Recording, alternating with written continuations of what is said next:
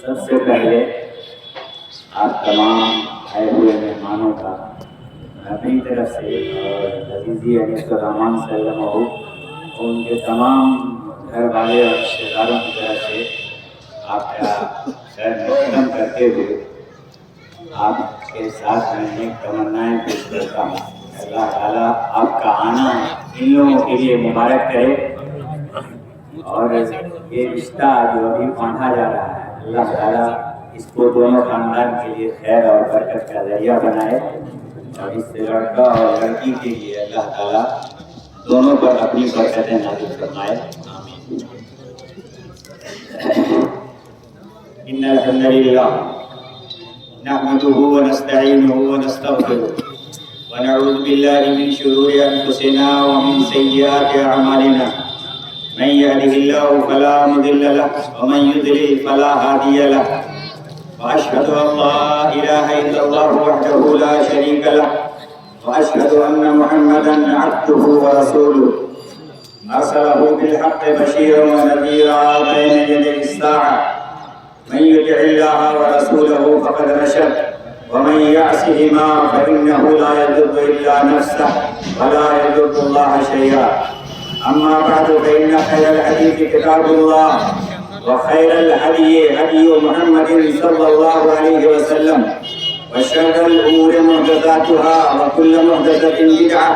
وكل بدعة ضلالة وكل ضلالة في النار. أعوذ بالله من الشيطان الرجيم.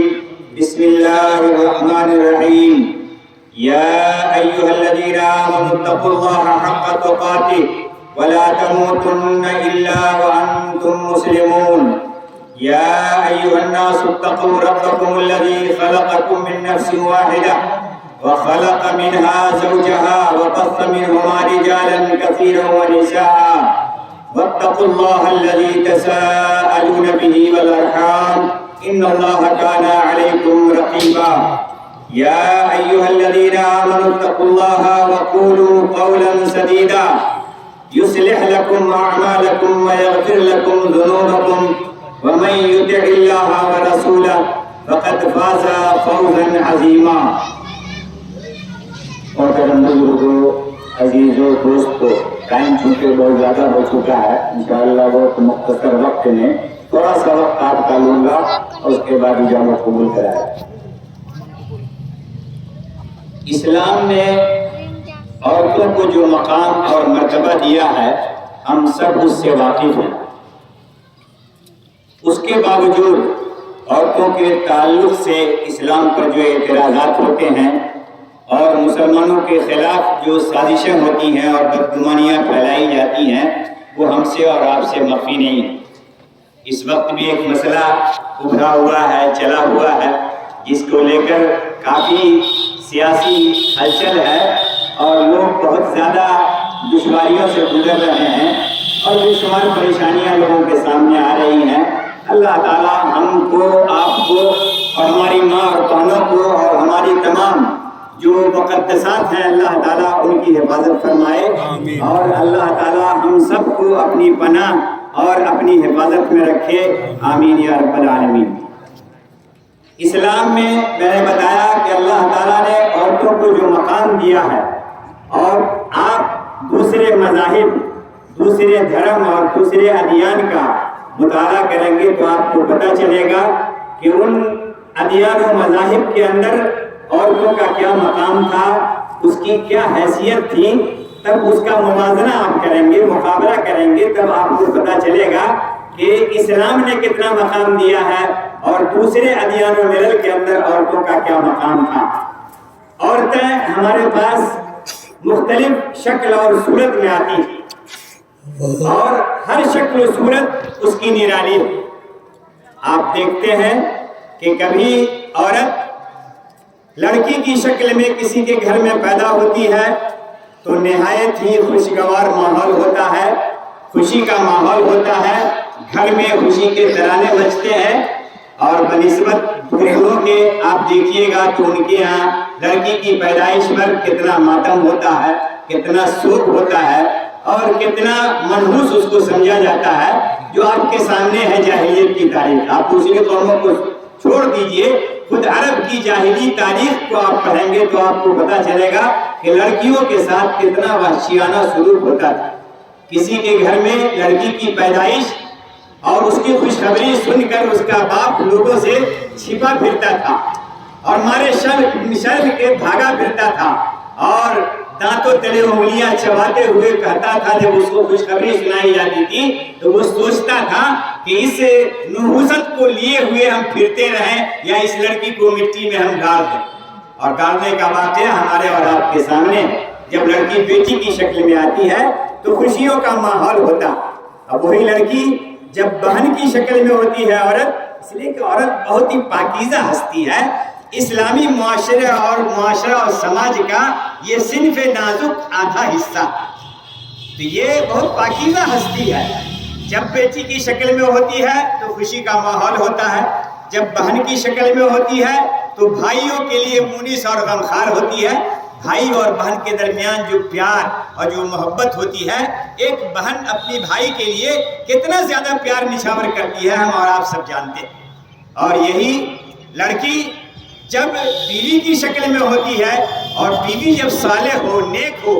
لڑکا اچھا ہو، نیک ہو، صالح ہو، معاشرتی زندگی دونوں کے جب اچھا گزرتے ہیں تو اس صورت میں لڑکی گھر کے لیے جنت کی ملکہ بن جاتی ہے اور ملکہ جنت بنتی ہے۔ اور یہی لڑکی جب ماں کی شکل میں ہوتی ہے تو اسلام نے ماں کو جو مقام دیا ہے کہ ماں کے قدموں تلے جنت، ان جنت تحت اقدام الامہات، جنت ماں کے قدموں تلے۔ ماں کا کتنا بڑا مقام ہے ہم سب جانتے ہیں۔ اور پھر چاروں صورتیں، جو چاروں صورتیں اپنے آپ میں نرالی صورتیں ہیں، ان چاروں صورتوں کی اپنی اپنی جگہ اسلام میں ایک حیثیت ہے۔ اسلام نے عورت کو بحیثیت بیٹی جو مقام دیا ہے وہ بھی ہم جانتے ہیں۔ اگر بیٹی کا مقام نہیں ہوتا اسلام میں تو قطع نظر اس سے کہ اسلام میں اس کی کیا اجازت ہے یا نہیں، اسلام میں اس کا کیا حکم ہے، اسی بیٹی ہی کی وجہ سے یہ محفل سجی۔ آپ کی جو تکریم اور عزت ابھی ہو رہی ہے اسی بیٹی ہی کی خاطر ہو رہی ہے۔ ویسے ورنہ اسلام میں بیٹی کا بڑا مقام ہے۔ جو انسان 1، 2، 3 بیٹیوں کی پرورش میں پریشانیاں اٹھاتا ہے اور مصیبتیں جھیلتا ہے تو وہ بیٹیاں اللہ تعالیٰ کے یہاں اس انسان کے لیے پردہ، جہنم سے حجاب اور پردہ کا آڑ کا کام کریں گے۔ اور وہی جب بیٹی جب بہن کی شکل میں ہوتی ہے تو اس کی بھی اسلام میں اس کا مقام ہے۔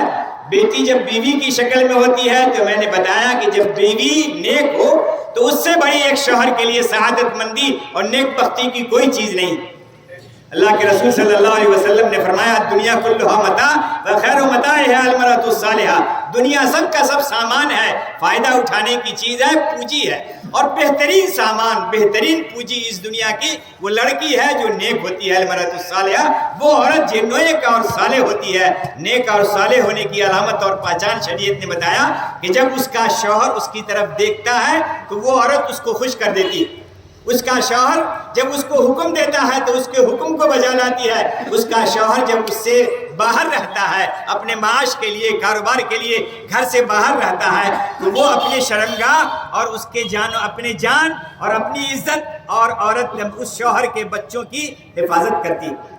اسی طرح کی عورتوں کے لیے کہا جب عورت 5 وقتہ نماز پڑھتی ہے، روزے رکھتی ہے رمضان کے اور شوہر کی اطاعت و فرمانبرداری کرتی ہے تو اس عورت سے کہا جائے گا کہ جنت کے جس دروازے سے چاہو تم جنت میں داخل ہو۔ یہ بیوی کا مقام ہے۔ اسی لیے اسلام نے شوہروں کو یہ حکم دیا کہ وعاشروہن بالمعروف، بھلے طریقے سے بود و باش کرو، ان کے ساتھ زندگی تم اچھے طریقے سے گزارو، اس لیے کہ عورت کی پیدائش بائیں پسلی سے ہوئی ہے اور اس کے اوپری حصے سے جو حصہ بہت زیادہ ٹیڑھا ہوتا ہے، اگر تم اس کو سیدھا کرنے کے پیچھے لگ جاؤ گے تو توڑ دو گے، یعنی طلاق کی نوبت آئے۔ اسی لیے مرد کو یہ حکم دیا گیا ہے کہ بھلے طریقے سے زندگی گزارو، اس کے ٹیڑھے پن سے تم فائدہ اٹھانے کی کوشش کرو۔ ہو سکتا ہے اگر اس کی کوئی ادا تم کو پسند نہیں ہے تو دوسری ادا تم کو پسند آ جائے۔ اسی لیے کسی شوہر کو اس بات کی اجازت نہیں ہے کہ اپنی بیوی سے وہ بغض، عداوت اور دشمنی رکھے۔ اس لیے اللہ کے نبی نے فرمایا ان رضی منها خلقا ان کرہ منها خلقا رضی بها آخر، اگر کوئی ادا اس کی تم کو ناپسند آتی ہے، ہو سکتا ہے کسی ادا سے تم کو خوشی ہو جائے گی، اس سے نیک اولاد تم کو پیدا ہو۔ تو یہ بیوی کی شکل میں اور ماں کی شکل میں ہمارا آپ سب جانتے ہیں کہ ماں کا اسلام میں کیا مقام ہے۔ اللہ کے نبی صلی اللہ علیہ وسلم سے جب پوچھا گیا کہ سب سے زیادہ حسن سلوک کا کون حقدار ہے اللہ کے رسول، تو آپ نے کہا تمہاری ماں، پھر دوبارہ پوچھا کہا تمہاری ماں، تیسری مرتبہ پوچھا کہا تمہاری ماں، چوتھی مرتبہ میں کہا تمہارا باپ۔ آپ اس سے اندازہ لگا سکتے ہیں کہ عورت کا ہر روپ نرالا، چاروں صورتوں میں اسلام نے جو عورت کو مقام دیا ہے، دنیا کے کسی مذہب اور دھرم کے اندر اس کو وہ مقام نہیں ملا جو اسلام نے دیا۔ اسلام نے شادی کا یہ سلسلہ قائم کیا اور اللہ کے نبی صلی اللہ علیہ وسلم نے اس شادی کو اپنی طرف منسوب کرتے ہوئے اپنی سنت قرار دیا ہے۔ یہ شادی اگر ایک طرف نبی کریم صلی اللہ علیہ وسلم اور تمام انبیاء کرام کی سنت ہے، تو دوسری طرف یہ عبادت بھی ہے اللہ کی۔ تو اس سنت اور عبادت کو عبادت کے طریقے پر اور سنت کو سنت کے طریقے پر ادا کرنے کی ہم کو کوشش کرنی چاہیے۔ کوئی ایسا کام ہم نہیں کریں جو سنت اور عبادت کے دائرے سے ہٹ کر ہو اور جس کی وجہ سے ہم گناہ کے مرتکب ہو جائیں۔ اس لیے اسلام نے ان شادی کو اور اس سنت کو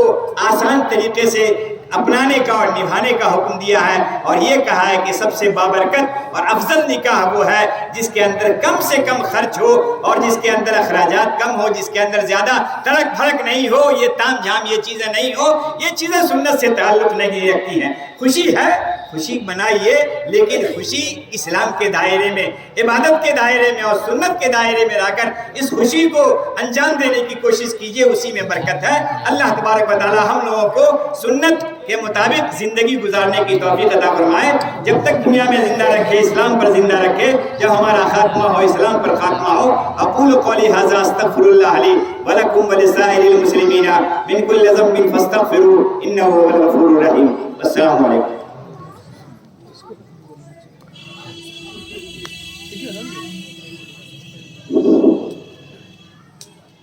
عزیزی ماریہ نوری بنت انیس الرحمان کا نکاح حاضرین مجلس کی گواہی، بالخصوص گواہ اول حاجی قمر علی صاحب عرف ہیرا اور گواہ دوم جناب محمد افضل الرحمان ابن حفیظ الرحمان صاحب کوتوالی چوک، بعوض 2 کٹھا زمین جو آپ کے غالباً آپ کے والد صاحب کی وصیت ہے، اس کے مطابق 2 کٹھا زمین مہر معجل جو ابھی ادھاری ہے، جو بعد میں جا کر آپ کو اس کے نام سے بے مقاصہ کرنا ہوگا، رجسٹری کرنی ہوگی، اس کے عوض میں نے تمام اخراجات کے ساتھ آپ کی زوجیت میں دیا، آپ نے قبول کیا؟